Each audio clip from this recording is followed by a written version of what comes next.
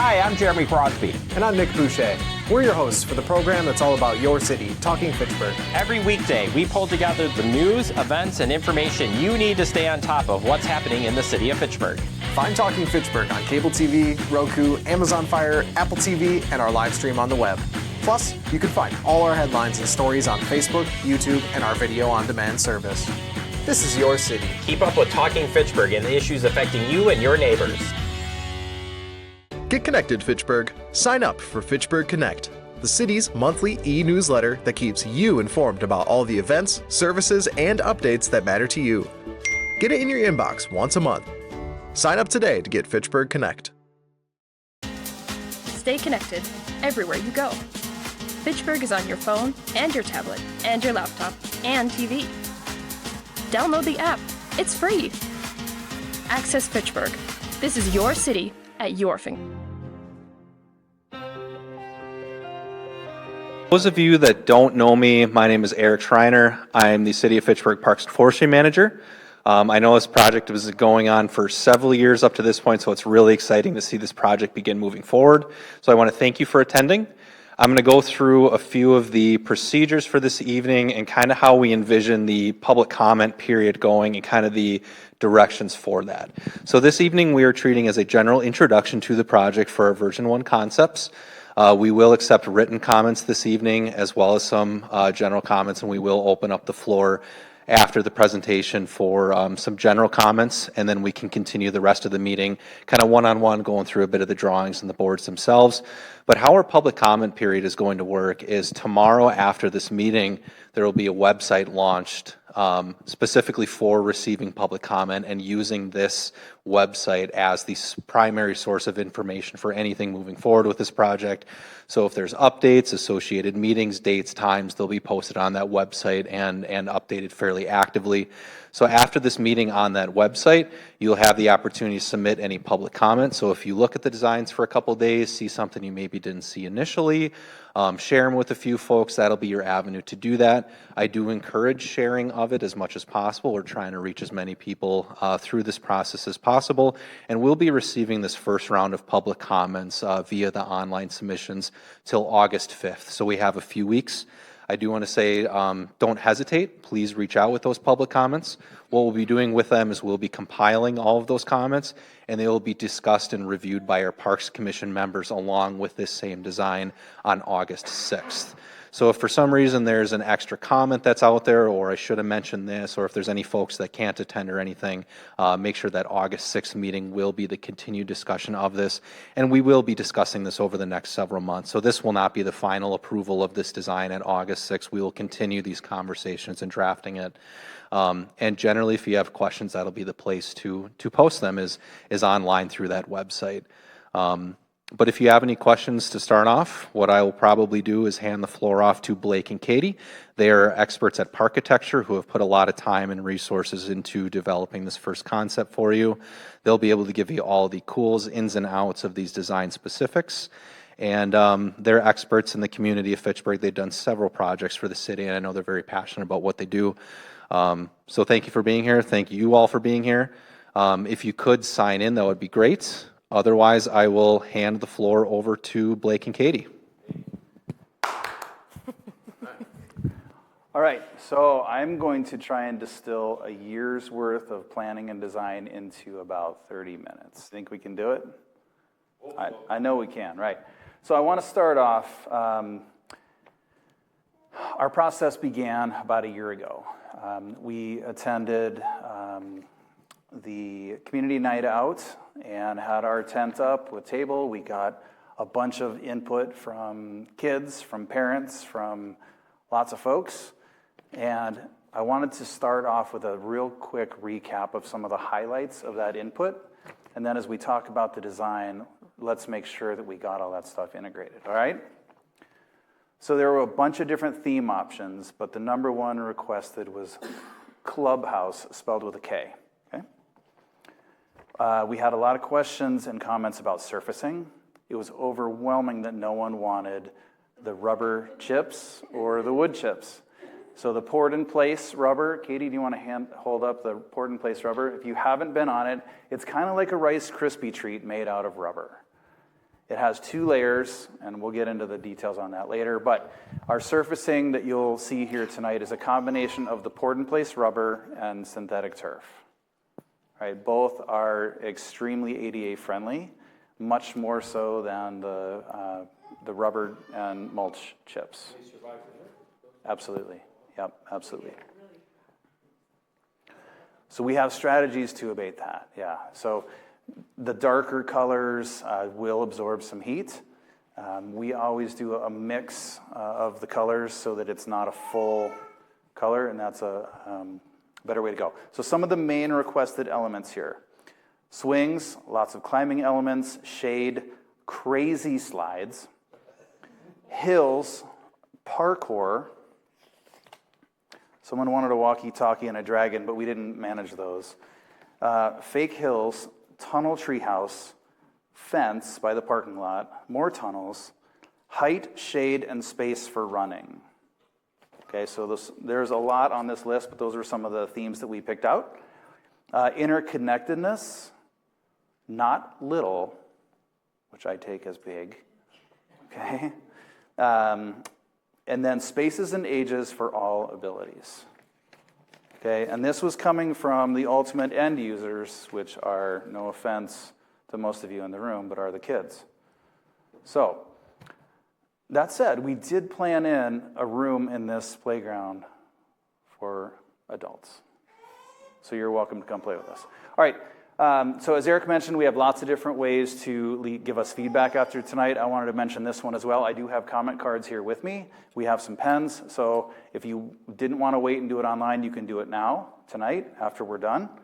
I have my trusty notebook that I'll be taking notes as we dialogue one-on-one up here at the boards. Katie will be doing the same. So we are here to listen to you tonight after I talk at you. Does that sound good? Okay, let's go for it. So the current Kids Crossing playground has far exceeded its useful life. We are now moving into 2.0, which we have dubbed it, and who knows, that may change. I wanted to talk through the overall footprint a little bit. So this image is oriented from the sky, if you were a drone or a bird, over the parking lot looking south, okay? Unfortunately, my laser won't work on the screen, but in the upper left-hand corner, you'll see a brown shape. That is the existing open-air shelter next to the playground now. Does everyone orient with that? Before you start, how many acres is the space you're looking at? You know that footprint? I do not have it in acres, but I could tell you in square feet, roughly. I shouldn't have said that. I want to say it's in the 13,000-ish, plus minus. It is bigger, and that's what my next comment was going to be. It's bigger than the existing footprint. So if you look on the screen right, you'll see kind of a greenish mound. If you were to strike the right side of that mound off, that's about where your playground ends now. We've also crept a little bit to the west in that southwest corner where the swings now are. The other thing that looks different on this screen is a new bike path on the top side of that playground. We are going to connect the shelter, the restroom building, over with the path on the west side of the park. So it's going to connect right along the sideline fence of the diamond and provide our southern boundary for the new playground. Is everyone following me on that orientation? You don't touch the parking lot at all? No, we do not touch the parking lot. We will be improving the entrance way from the parking lot into where those pavers are now. We're not sure if that's going to be stamped concrete, pavers again, but it'll be some sort of special treatment announcing your arrival into the space.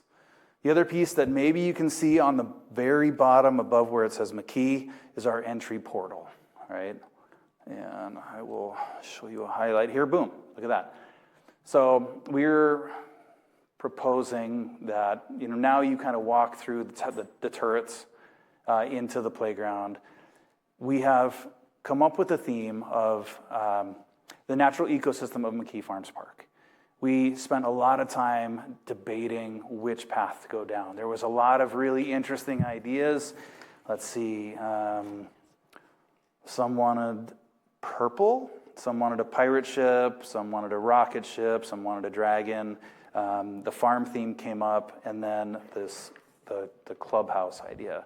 And so we took that and kind of ran with it and decided that let's tie in that idea of a clubhouse in the natural ecosystem of the park. We have wetlands, we have large trees, and so you'll start to see a lot of those elements woven into our design throughout the space.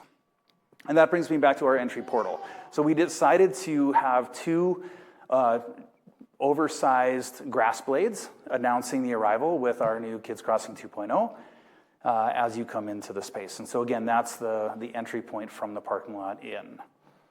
What doesn't show up on this image in the bottom right are the fence lines that will then extend between the parking and actually the sidewalk against the parking and into the playground. We want to make sure that we have a barrier so that we have safe play spaces in our park. Does that all make sense? Okay, unless I hear otherwise, I'm going to keep going. Several other things that we've integrated throughout the space, and I'm actually going to go back a slide, is lots of seating opportunity. There isn't a lot there now, and so we've provided seating options of different styles. In the upper left by the shelter, you can see we've expanded out that patio space with new picnic tables. Kind of all around the perimeter, especially in some of these landscape pockets that we've integrated, we're going to have more traditional bench seating with backs and arms. We also have some outcropping stones that will provide a natural material seating opportunity. So we have them spaced pretty much 360 around the new playground.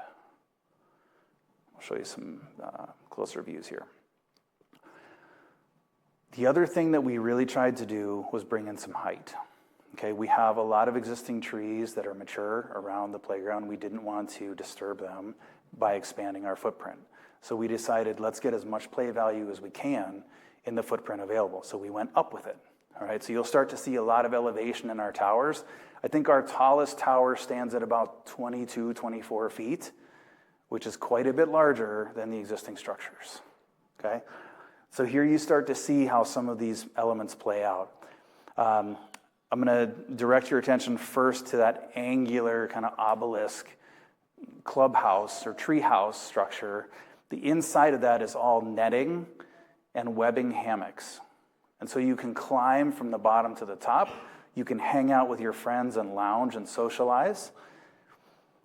You can get up and get down the slides. I think we counted we have 10, 11 slides throughout the full playground, which is a lot. And yes, we did get a crazy curly slide integrated, so we're happy about that. The other thing that we really like about this design element on the main tower is that the perforated metal allows for airflow through, but it allows shade to happen inside. So it's a cooling space, and you still have the visibility from caretakers to the users. Like my daughter's age, kids could fit in there. 10, 9, 10. How many 10-year-olds? A lot, yeah. I mean, You remember those hamburgers at McDonald's? yeah, I'm not going to encourage the clown car, but yeah, there'll be a lot. Opening weekend, this will be a zoo, right? And I fully anticipate that going beyond the grand opening, this is going to be a destination playground. We've brought in elements that are nowhere else in the Dane County area to try and create this unique space for you. All right, I'll keep moving. Quick question. Yes. Now, is this green metal, is this coated with something that's going to, through the years, crack off or peel off? All I've seen it in other playgrounds. the metal tubing is all powder coated. Okay. So that's a baked on paint that is not going to peel off. You can't scrape it off with a knife. Okay. Very, very resilient. Yeah. And if it does by chance get tagged with spray paint, it is very easy to clean. One note here.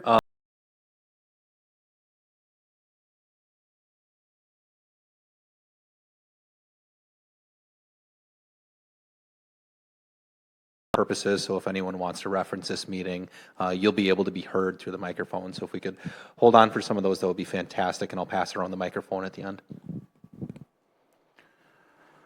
All right, so another view of the main rope tower here on your screen. Again, that yellow slide that's coming out, I think exits at 14-ish feet. So it's quite the ride. This is our crazy curly slide. So whoever gave us that input, I hope that they come and really enjoy this one because it's for them. You can start to see some pictures of the ropes and the hammocks inside that tower, and the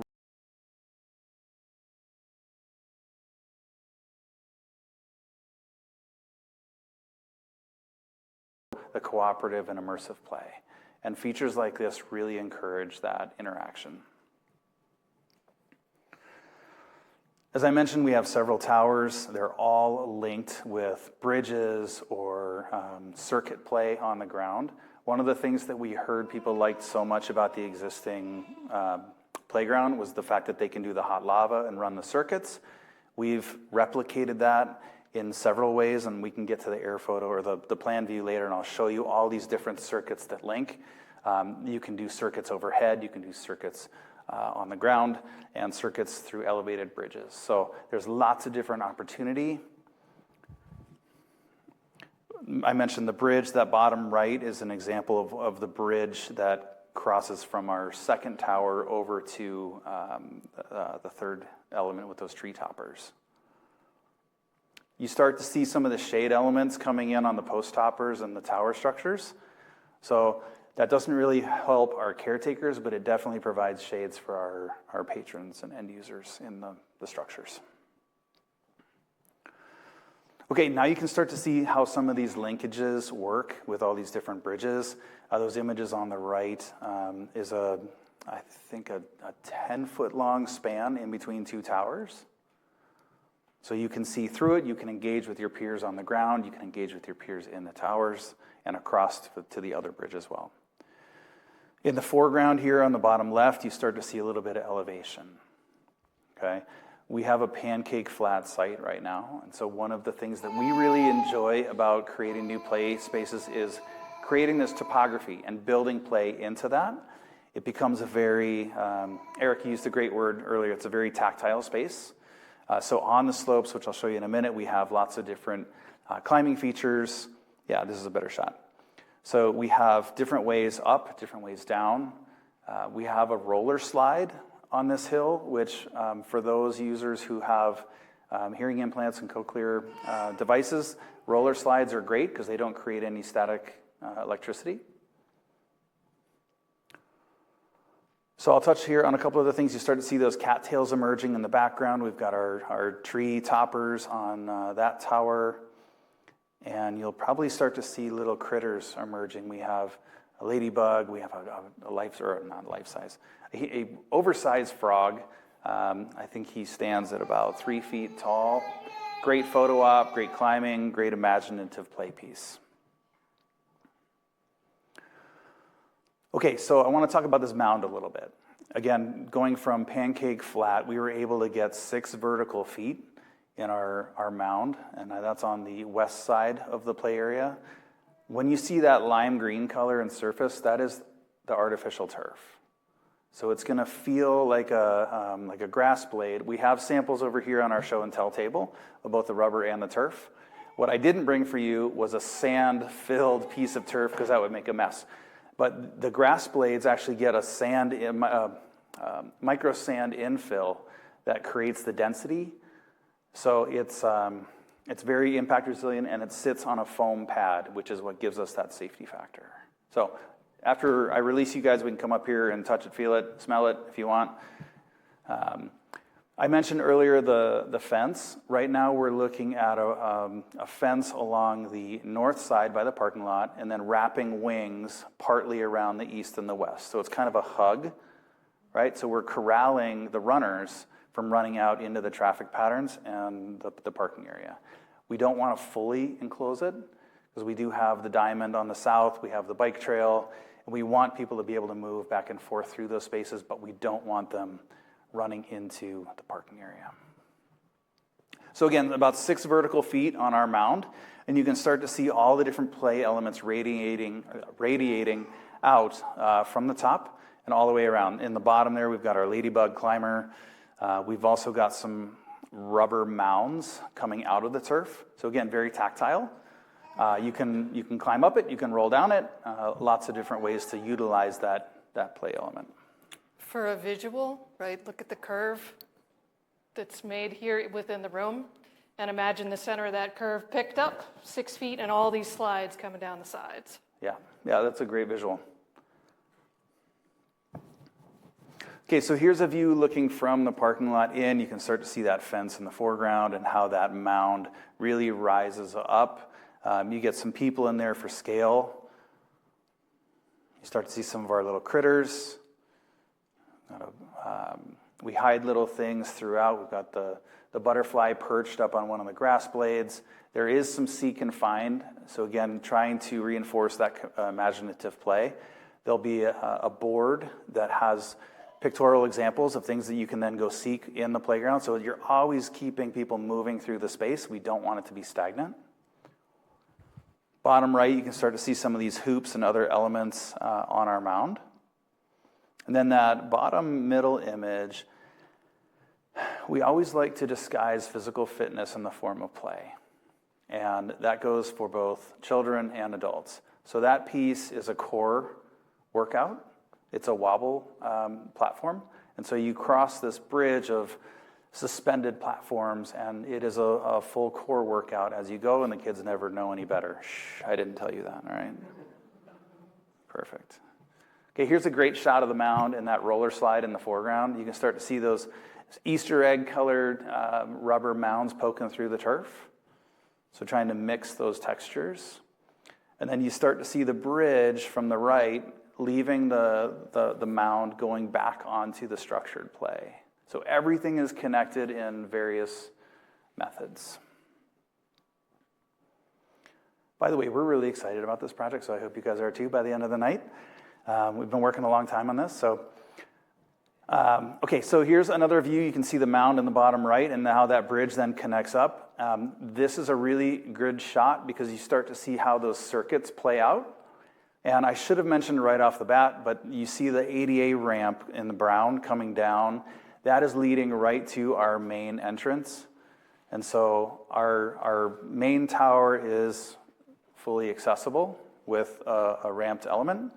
And again, there are lots of opportunities for interaction no matter where you are on the structure with your peers on the ground.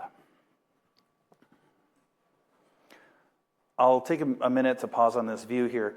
You start to see some additional landscape pockets kind of woven into the space.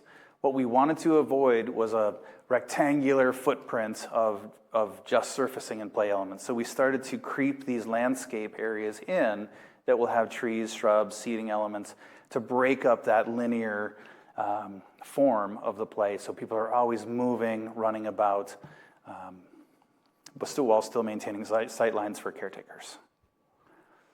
And we're getting to one of my favorite parts here. In the very background, upper left-hand corner, you can start to see some taller elements emerging. So we're going to talk about that, again, on upper left. So one of the things that we really liked about some of the ecotypes in McKee are the wetlands and sedge areas. And so we thought, well, gosh, how could we parlay that into adult play? And so we've created this sedge meadow or sedge garden. And these are, I think we decided they were about 14 feet tall. They're posts at different angles with platforms. And I've got some close-ups somewhere here, I guess. Yeah, thank you. Yeah, here. These are an amazing, again, fitness piece disguised as play. And technically, these are labeled as 13 plus, but we all know that everyone's going to be on there. But for those of you who are above 13, you're welcome to play on these pieces once they're in. I'll take an opportunity to talk about the swings a little bit. Right now, the swings run in a very precarious angle. If you're in the shelter as a caretaker, it is separating your access to your loved one in the play area. And so we've decided to rotate that 90 degrees so it parallels the fence in the playground now. So our access from the shelter into the play area is unobstructed. And the area just to the top, I guess, or in between the sedge garden and the swings, that is our dedicated 2 to 5 zone. So we also have elevated that as a mound. That'll be in the poured in place rubber, and then built our play structure on top of that. And that bridges out, it has slides, and that is directly next to the seating area by the shelter, because that's usually where our most watchful caretakers are going to want to be.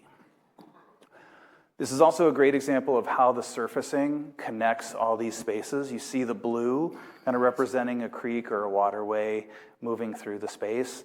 That also delineates a safe space. There's no moving parts, there's no slide exits within those blue zones. So that is a visual cue as you move through the park or the playground that those are safe spots. All right, another view here of the swings in the 2 to 5 area. You can see some of that natural stone seating in the foreground. So this would be if you were in the existing shelter kind of looking towards the parking lot to give you some orientation. I think we have slightly more swings than there are now. We have 4 belt, 1 tire, 2 bucket, they call it mommy and me swing or a tandem, and then a fully inclusive swing. So there's a... You're right, you're right. But we have more variety in the swing options. Yes. Thank you for correcting me. Okay, so here's a plan view again of that swing area showing some of the types. I like this view because it shows you that 2 to 5 mound in the background and how that is right next to that seating area we've created off the shelter. The other piece, the blue circle kind of up to the right of the 2 to 5 is a fully inclusive spinner. So I think that holds 4 users at a time, and it is wheelchair accessible via transfer platform. And then someone asked me earlier about a giant frog, and just to the left of the 2 to 5, we do have that giant frog, and that little blue spinner, someone said looked like a fly, and I think he left, so I can't poke fun at him. But great idea if we could only get that frog tongue to flick out and grab the fly, but no mechanics. So again, another view, we're kind of spinning around here as we go. Now I'm a bird over top of the existing shelter looking to the west. You can see how the swings work. That would be turf. So anytime you see that green color, we're looking at the turf surfacing. So we've got turf under the swings, turf underneath the sedges, and then turf on our big mound to the west. Okay, it's great. So here, one of the other pieces that was requested several times was a 4-person teeter-totter. Nailed it, got it. So here it is in the foreground of that center picture, a 4-person teeter-totter, which again is a fairly unique piece in the area. And now you can start to see those sedges here up close. So has anyone done American Ninja Warrior? Chris, I know you have, right? At least you've probably seen or heard of it. This is an element that helps encourage some of those movements and athletic abilities. Am I done? I'm done. So that, again, was a very high-level overview of all the design elements we've brought in. 32 minutes. I nailed it. That's because I asked the questions. You did. You blew my 2 minutes, right.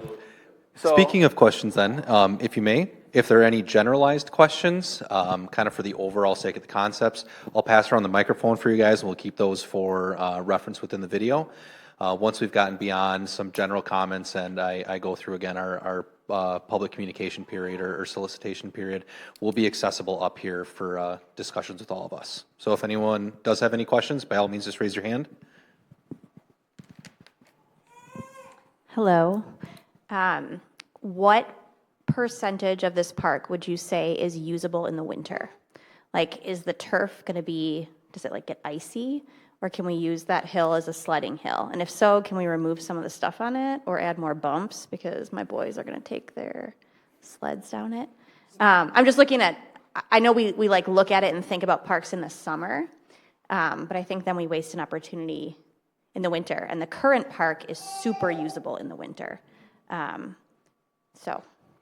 Yeah, great question. So the park will be equally as usable, I would say, if not more, than the current park. All the features will be open. You really can't take any of the features off the hill. I mean, like, when you're a kid and you have boots and gloves on, you can't climb those rope structures. So obviously it's not going to be closed, but like, you can't actually use that in the winter. Like, you can't climb on those sedge things with boots when it's icy? Well, you probably shouldn't, but I bet you can.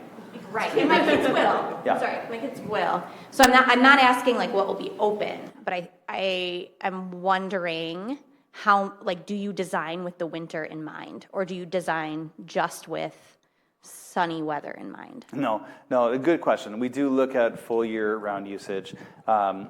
Whether or not someone can climb the rope structure with boots or not, yeah, I mean, maybe it wouldn't be my first choice in big winter boots, but I really think that the vast majority of the playground will be fully usable. Maybe not usable, maybe is the better word than open. We have also found that the artificial turf at the slope that we're proposing, the kids will often choose to go down on their butts anyway, right next to the slide, because it's way more fun. Yeah. And that can absolutely happen through the winter. We've seen people go face first, they run and dive, so. It's not fast, it's not a safety hazard, you don't go fast, but it's a very different experience. Did that answer your question?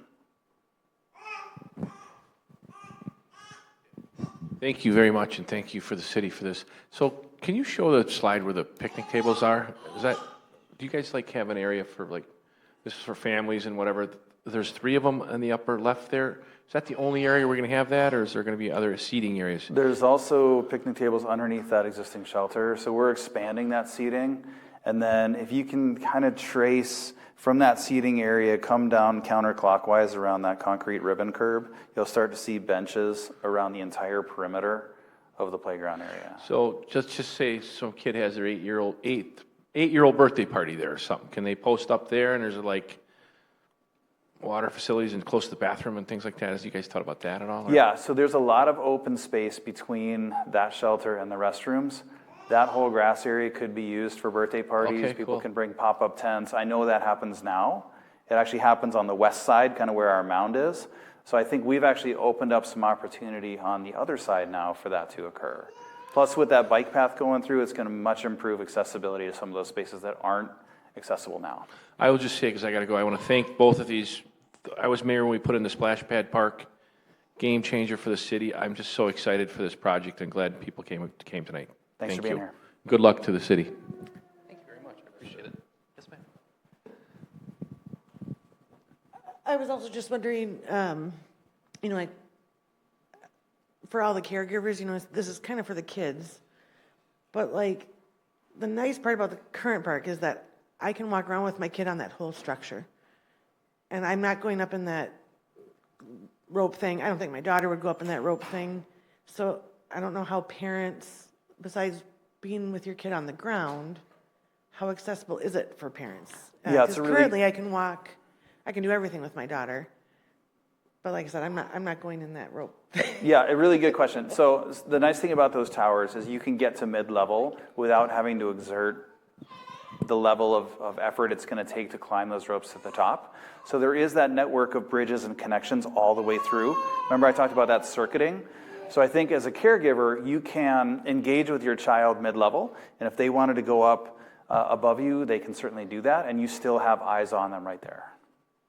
Yeah. Like my mother-in-law can barely walk, so she's not climbing bridges. And I like the current one because you can kind of meander gently around it. Yeah.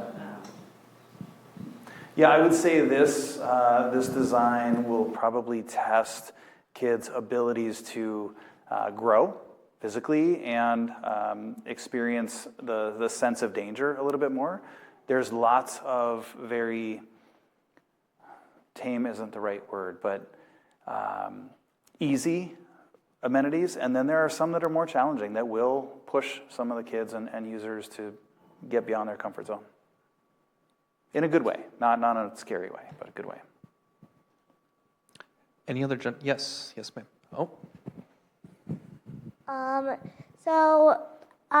there going to be monkey bars there? And what types of monkey bars? What types? That's a very specific question. Are they going to be it's a bunch of flat monkey bars, or are they going to be cool monkey bars? I think they're going to be the coolest monkey bars. Those. Yeah, so we have some that actually sweep in a curve. I don't know that we have any straight line monkey bars or overhead bars. Yeah, we do. Yes, we've got at least one section. There are multiple spots with monkey bars, and when you come up here later, we can point them out to you on these diagrams. So there are some that are straight. There will be some that have circles that are going to turn that you would go across. And there are some that are a different type of handhold. So again, back to the circuits. There's going to be a circuit that you can do underneath parts of that raised deck, right? Because we've got monkey bars underneath all those levels. Yeah, and our images can't show every corner of the playground. We're trying to give you the highlights. But yeah, there's a lot of hidden play underneath some of these. Most of our decks are at a 6 or 8 foot level, so you can actually run or walk right underneath them. Did I answer your question? Yes. Actually, can I ask one more thing? Am I going to be able to climb on top of the monkey bars? Well, you really shouldn't be doing that, so maybe talk to your parents about that before you try it. Yeah, I do that all the time. Well, we allow that. Oh, great. I'm stealing it from my wife. Are the things on the front of the plastic tube slides, are those to prevent kids from climbing the outside of them? That's right. That's a Do those code actually issue. work? No. I'm getting a no over here. The ones in crossplanes sort of work. Okay. But this is like the ones in crossplanes. The ones with the Okay. things that are round that you grab on. No, there's a different view that shows them. I'm going to stand here and tell you that they are intended to work. Because on the big blue slide I see, the ones that I can see, the blue things actually help us climb up on top of it. Okay. Why don't you pass the mic off now? Is there going to be a bike rack along the new bike path to park your bike next to the playground? Yes, we did not show that in here, but yes, in the overall connection plan, there will be bike parking. And for the new benches that are variously around the park, are those trees big enough to actually provide shade where you're sitting on those benches? Yeah, good question. So for the sake of graphic depiction, all those trees along the bottom, those are the existing trees. Okay, so they're So we large. shrank them in the rendering so you could see the play elements. They're much bigger than they appear. And all the new trees that we're going to be putting out obviously will be small to begin with, and hopefully they will grow up and replace some of the older trees when they are done. And then on the raised mound area where you said you have the rubber things you can stand on, are they close enough together that you can play the floor is lava across that area? Yep, okay. Absolutely. I have kids. I've been schooled in floor is lava. Back to the rendering part, shade structures. Did we leave shade structures out of the renderings? Because shade structures, right, obviously they're keeping the sun off of people, so if we put shade structures, big fabric shade structures within these renderings, they prevent you from actually seeing the playground equipment. So just like how Blake was talking about, we are not showing parts of the fence along the side of the parking lot. There's a chance we can also integrate some shade structures in here, but if we put them in the renderings, they prevent you from actually seeing the playground equipment. Yeah, for example, that landscape area in between the sedge garden and the 2 to 5 area just looks like open mulch right now. That will be fully planted with trees, but again, to help you see the other stuff, we left them out for now. I was just going to ask if there was consideration for a zip line ever. I just know it's one of my kids' favorite things any park we ever go to. I know, everyone wants a zip line. Yes. Zip lines are great, but the reality is they take up a huge footprint for one user at a time, and for a cost per user, it's a very, very expensive endeavor. And so we opted not to include it here. That's the kind of thing that could be added on. We also had to keep in mind the available budget, and we have stretched this thing as far as we can. So a zip line could easily be added as its own independent footprint later on. It was also a space question. A zip line would have taken up probably more room than the entire swing bank. Yeah, for sure. And again, we have constraints on all sides, so we physically couldn't fit it within the area, not without taking out a number of other things. And then I'm not, the sedges is interesting to me because I have kids that are kind of getting to that age. My only thought is pushback. We have that huge section that's an adult park, 20 feet away. And so I'm a little hesitant pulling in adult elements or big kid elements when we have that whole quote unquote big kid park 20 feet, away. And so that is a element that I don't necessarily push back on, but I can see potential pushback on? Yeah, so that I will say we've done the sedge or something similar before, and it's an extremely popular thing with even the littles. How old are you? 10. You're going to be all over that, right? I think it is a very nice supplement to the more, I'll call it traditional play, although none of this is really traditional. We've really pushed the envelope of play here. So we think it's a nice complement to hit all ages and abilities. But I do appreciate that comment about the other piece. Yeah, I just know that other piece is so close that Yeah, I don't know how much that's really used for play. Yeah. I know. There's never any adults on it. Question. Hi, I had two questions. One was, where will there be the water fountain in the same place that it is currently? That's not being The lion. removed? Yeah. The lion will stay. Remain? Yes. Okay. And then the other one was, is there any musical elements incorporated into this? Yes, thank you. I didn't Great. even talk about that, but absolutely. Okay, I'm going to try and get your attention to, if you go to the sedge meadow, take a right across the Blue River, and there's that landscape bed right there. We have, do you see where I'm talking about? Yeah, right there, thank you. We have musical flowers along that curb line, and I don't know that we have a blow-up of that, but they are about this big, and they have 4 petals, all with different tones, and they're little metal hammers, and so you can have several friends and play a tune on these musical flowers, which ties into our design. Thank you. I totally missed talking about that. Yes. Wait for the mic. Yeah. All right. Is there a counter storefront type area thing in the little kid area where they can pretend that they're having a shop or something like that? I believe there is, and I don't know where it is, but I'm sure we addressed that when we were working with the manufacturer. I just don't remember where it is. And also another really popular thing at the current playground is that rubber bridge that bounces and you can bounce each other. Yep. Is that somewhere? We have the modern version of that. Okay. Yeah. Yeah, I'll see if I can find it.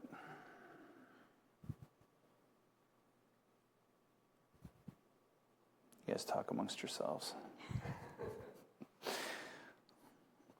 Okay, so the kind of creamish bridge that you see kind of mid-screen, do you guys see that?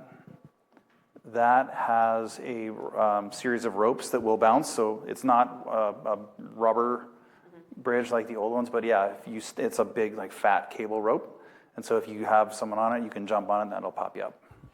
Similar idea. And actually, the interior of the tower, the access for the first levels is a series of rubber sections. So they're a little shorter, they won't bounce quite as much. Yeah, I don't know if I have a good shot.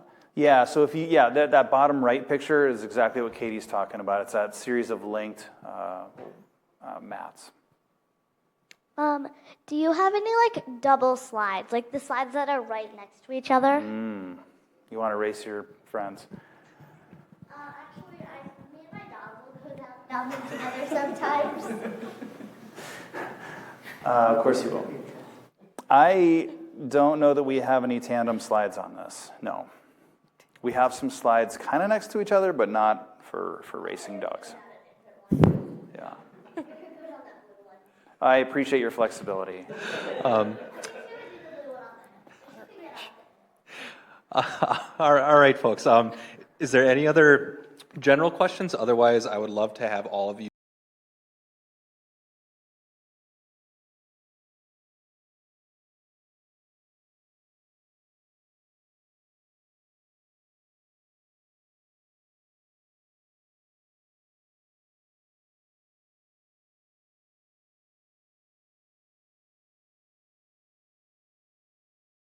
One or two pictures that show all of that, to show the trees in kind of accurate scale and where the shade structures go, because on a day like this, bright sun is not what people want to be in. They want to be more in the shade and show as an alternative what the whole thing realistically will look like with trees and shade structures? Yeah, it's a great suggestion. We can do a plan view similar to this that shows the full spread of the current trees. Now, obviously, new trees are going to be a much tighter footprint, and they'll grow over time. But yeah, we can do that. Good suggestion. That kind of leads to my next comment. Any updates to these drawings or anything else that's being discussed at either the Parks Commission level or any other subsequent boards, the most updated renderings will become available on that website I was listing, so that'll be our primary main source of information, just so it's consistent. With that being said, I want to remind you all, please submit your public comments. Please share it with any parents if you have children. Share it with other people within your group if you can. We will be doing the same on the city's end and advertising this and pushing out public comment as much as possible, making shareable documents to do so. But then again, that'll be posted tomorrow with a link to this video on the city's website. It'll be underneath the Parks page, and this will be something that our social media team and communications team will be sharing as well. And we have until August 5th for our first round of public comment. There will be subsequent rounds of public comment as this is discussed, and there will be a expected timeline posted on that website as well, you know, when to expect, what meetings these will be discussed at, just so you guys are aware.